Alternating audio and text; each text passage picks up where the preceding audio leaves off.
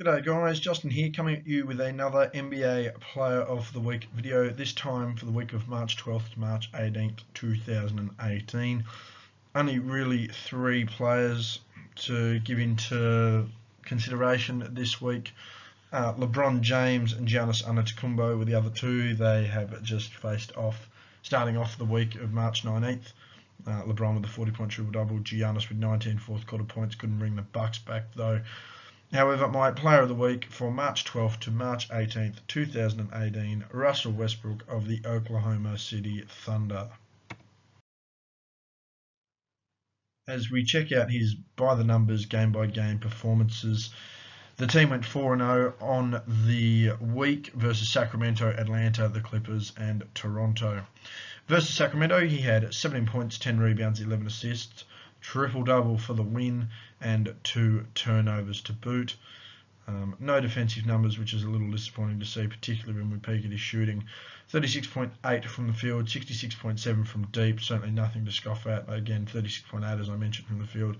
He needs to be up around that 48% mark. Any guard in the league at 48% shooting pretty well.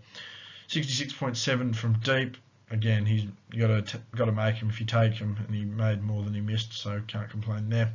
33.3% from the free throw line. Free throw line shooting for some reason has always been a problem for Russ and something he certainly needs to work on. Thankfully, it was only against Sacramento, so he could somewhat afford to take a dip in the shooting department and still get the win.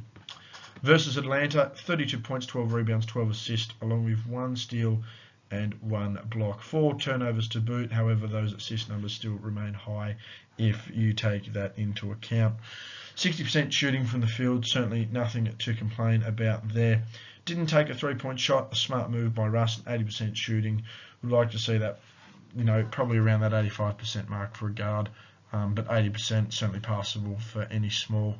In the league, again, a 30-point triple-double. The man's going to look like he's going to break another triple-double again this year. He's going to do it before LeBron as far as triple-double average for the season. I think he's at something pretty much rounded at, say, 25, 9.7 and rebounds, 10 assists. So he's only got to keep these high rebounding numbers up for the rest of the season, and he'll get there back-to-back triple-double seasons. The first person to do that since Oscar Robertson all those years ago. So we could be witnessing history as well. However, I think you'll find that Robinson was the better all-around player and by far the more efficient player, playing at a pace very similar to this. I mean, hell of a lot higher, but you get what I mean, with shots taken and possessions. So yeah, again, 32, 12 and 12, 1 steal, 1 block. So putting in a little bit of effort defensively. 4 turnovers, a little bit desired, but still racking up the 9 assists there when you take it all into account with the steal. 60% from the field and 80% from the free throw line. Versus the Clippers, he had another triple-double. Again, he's had, I think, something like 6 straight triple-doubles at the moment. He's in insane form. No one's talking about this, though. They're only talking about some guy out in Akron. So versus the Clippers, he had 16 points, 10 rebounds, 11 assists, 6 turnovers, certainly to be desired, with no defensive effort there, numbers-wise, that is. So, I mean, that does say a lot. Again, they are only playing the Clippers and Austin Rivers as the starting point guard there. 41.2% from the field, didn't make a 3, but made every free throw attempt. Again, low scoring against the Clippers, he was able to get away with it. However, I'd like to see him making 3-point shots if he's going to take them. And again, 48% should be that pass mark for anyone shooting in the league as a guard, and certainly 50% for a big. However, as I mentioned, able to take a dip against the Clippers. Then versus Toronto, the best home team in the league this season, 37 points, 13 rebounds, and 14 assists to go with 2 steals and 5 turnovers. So still able to maintain those double-digit assists when you put in the effort defensively and the turnovers as far as maintaining possession. And by far his best shooting on the week, arguably his best all-around game on the week, and vital in the win over Toronto. 68.2% from the field shooting. That is tremendous no matter who you are. 100% shooting. 100% shooting from the 3-point line. Again, only took 1, but he did make it. And 75% shooting from the free throw line. A little bit to be desired. However, cannot complain the all-around effort there. Again, got the win against Toronto in their building with the team with the best home record on the season. Certainly impressive, and even more impressive is the fact that once again he led OKC to the team record of 4-0. Checking out his stat line for the week, Russ averaged 25.5 points per game, 11.3 rebounds per game, and 12 assists per game. 0.8 steals, 0.3 blocks, again contributing a little bit on the defensive end, but that is merely all it is, a little bit. Again, it's awfully hard to quantify defensive numbers when you don't check the film, and I'm encouraging people to go and check the film and then get back to me on defensive numbers for a lot of players, particularly as I mentioned, Giannis and LeBron being the other two in contention this week. Go and look at how they defended and how they played, and then tell me who the better defender of the two is. 4.3 turnovers, certainly something to be looked at there for Russ, but if you're going to pay attention to the fact that, excuse me, awfully late here, I need to work on that a bit. But again, if you want to look at the defensive numbers, you need to take into account. Okay, so he's had 3 steals on the week at 4.3 turnovers. That's really not acceptable. It does lower the overall effect of the assists and possession saving. However, efficient scoring has certainly helped him there. 52.6 from the field and 60% from deep. Can't complain there. 73.9 from the stripe. That's a complaint I have. He should be shooting 80-85%. No problems with that. However, when other superstars in the league are getting a pass for shooting under 75% from the free throw line, I guess Russ would have to be getting a pass with those guys as well. So again, summarising his stat line for the week, 25.5 points per game, 11.3 rebounds per game, 12 assists per game, 0.8 steals per game, 0.3 blocks per game, and 4.3 turnovers, while shooting 52.6% from the field, 60% from 3, and 73.9% from the stripe. Taking a peek at his notable opposition, so these are the starting point guards in the games that he played. We have De'Aaron Fox here for Sacramento, who had 11 points, 1 rebound, and 10 assists, one of a few point guards in the league that's still going around. Throwing dimes again, Sacramento versus OKC, not a high defensive game there. So you can understand the assist numbers, 1 steal and 1 block, so an overall effective game for him, along with the 2 turnovers, so not a bad effort.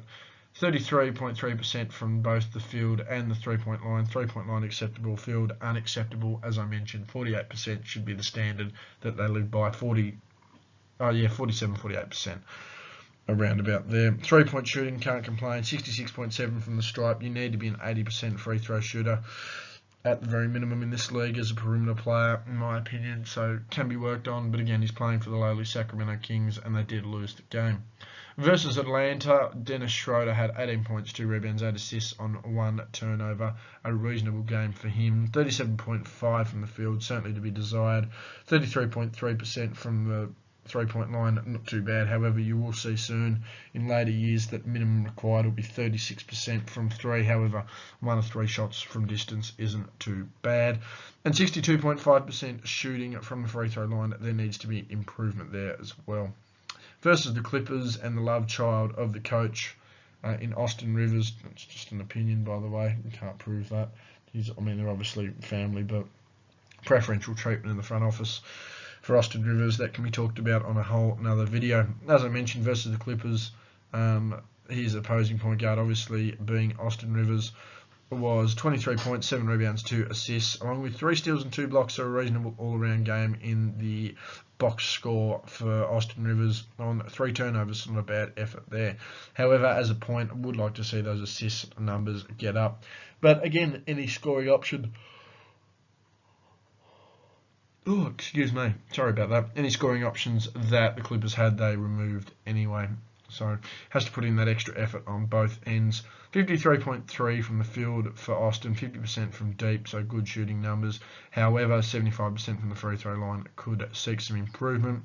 And in what ended up being a controversial game versus Toronto, he came up against Kyle Lowry. 22 points, 4 rebounds, 10 assists. That's the sort of numbers Chris Paul was putting in his absolute peak back in 08-09. Along with 1 block there for Lowry, so not a bad effort. 4 turnovers, a little bit to be desired, but when you're facilitating DeMar DeRozan, that's not too bad either. 70% from the field and 71.4% from deep, along with 100%. One of the best shooting nights for anyone in the league this year, and efficiency nights all around in the league this year. So credit to Lowry where it's due. However, they just went over to help their teams over the line against Russ and the Thunder. Taking a look at Russ's fourth quarter play versus Sacramento, he had 4 points, 3 rebounds and 3 assists on 1 turnover and shot 50% from the field. Versus Atlanta, 7 points, 4 rebounds, 3 assists and a steal to go with only 1 turnover. 50% from the field, 83.3% from the stripe. Not a bad effort. Versus the Clippers, 8 points, 1 rebound, 2 assists on 2 turnovers, 75% from the field. Again, it didn't take a 3 in the first 3 games in fourth quarters, and 100% shooting from the foul line. Then we go into the absolute big one, tore the house down versus Toronto in the fourth. 17 points, 4 rebounds, and 1 assist, 63.6 from the field, and 100% from deep, 1 of 1, I should point out. However, 50% from the free throw line could have seen the game a little more in OKC's favour, and not such a tight contest that I'm sure. Wow, that was a big one. Sorry about that. Certainly not the shooting night they would have liked, and had the game been a bit tighter, it could have been costly. And quickly to finalise the video, we'll look at the players of the week. Westbrook winning his second, LeBron James being the only 3-time winner. You have Damian Lillard, Jimmy Butler, Chris Paul, Steph Curry, Andre Drummond, Kevin Durant, Kristaps Porzingis, Kyrie Irving, and Giannis Antetokounmpo as former winners of the week. And my 2 MVP standouts at the moment in Harden and Davis there on screen as well. I do feel that Lillard's certainly making a hell of a case with this win streak that Portland's on. His efficiency is going to need to jump though. As I mentioned, I think Jimmy Butler's out of the race. He's just going to miss too much time. Durant and Curry certainly cancel each other out, although having good years.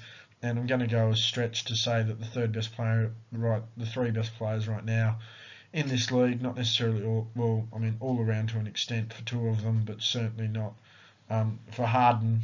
The 3 most prominent players in this league at the moment are definitely Harden, Anthony Davis, and Giannis. They're all young and they've got plenty more in their careers. LeBron James is doing well, but he's not winning games, and the games they're winning are against low-budget teams and still getting beat by high-margin teams. So they're easily my 3 candidates, and Westbrook has probably dropped out to 4th.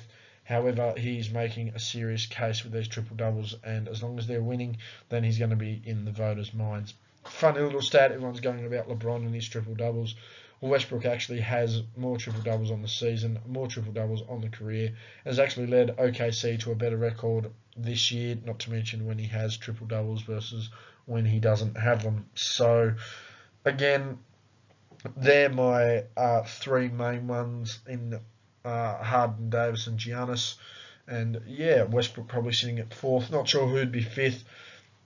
Maybe Jimmy Butler slipped that far, maybe even LeBron's jumped up, if not Damian Lillard, certainly entering the conversation there. That's been me, guys. Thank you very much for watching the video. Hit that like button, leave a comment, let me know who you thought your player of the week was, what you thought of my list, and anyone you feel has received a snub.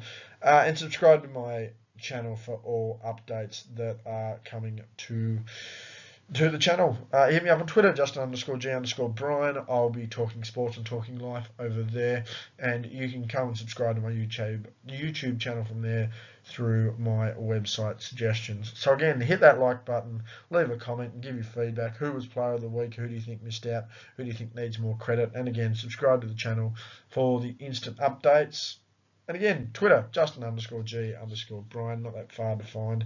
It's just me holding the Premiership Cup, the mighty Richmond Tigers. So, yeah, get about it, give that a follow, and, yeah, tweet me out and see how the world's going. Anyway, guys, thank you very much for watching this video. Sorry that it's out a bit late, and sorry that I'm yawning halfway through it. However, it's just been a busy day. It's been a busy couple of days, and I'm just glad to be back on top of it. So thank you very much for watching, guys. This has been Justin, and I will be talking to you next time in my next, hopefully, Player of the Week video. Until then, take care, guys.